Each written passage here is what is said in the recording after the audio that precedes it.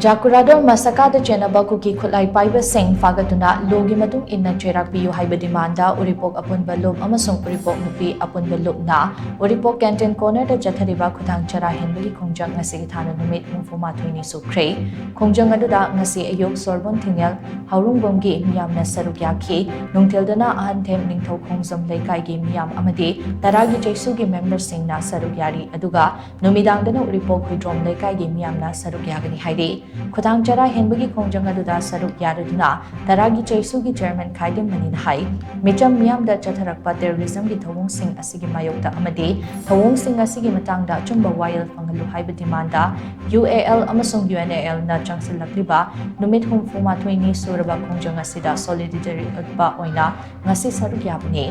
lamdam asi lo leitaba amadi lengak pandaba lamdam amagum awaba mayok na haliba asi kokhanaba mari leinaba authority na lokhat pongthokpa thabak sing athuba matamda lokhat piyu oirakliba lamdam asigi fibam asi khangna mari leinaba authority amadi lengakna achan miral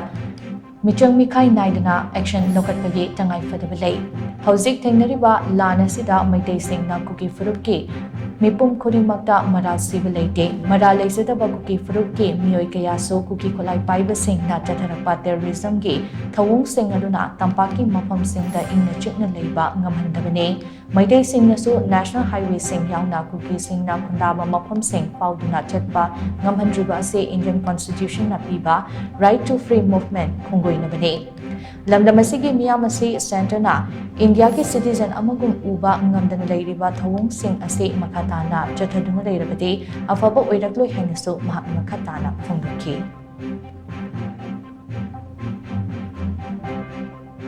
Kanglop amiki khangde michang mekhai naidana asikum punamaga che thon danana ba mari lena ba authority na Manipur sarkar na loiduna ba sarkar na panapur thoyi aduna tragati ekoi go sigumba yamna hanthaba thakta ekoi ge India ma channa tabadauna to biba se masi chumoi masina sum hendala agadi ayeng tungda kaiba haiba orakani aduna ayiti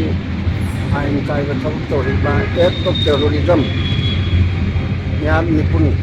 ati chung kon babu terrorism kawi adumba yam nipun tawdana aduga loina ikage fundamental rights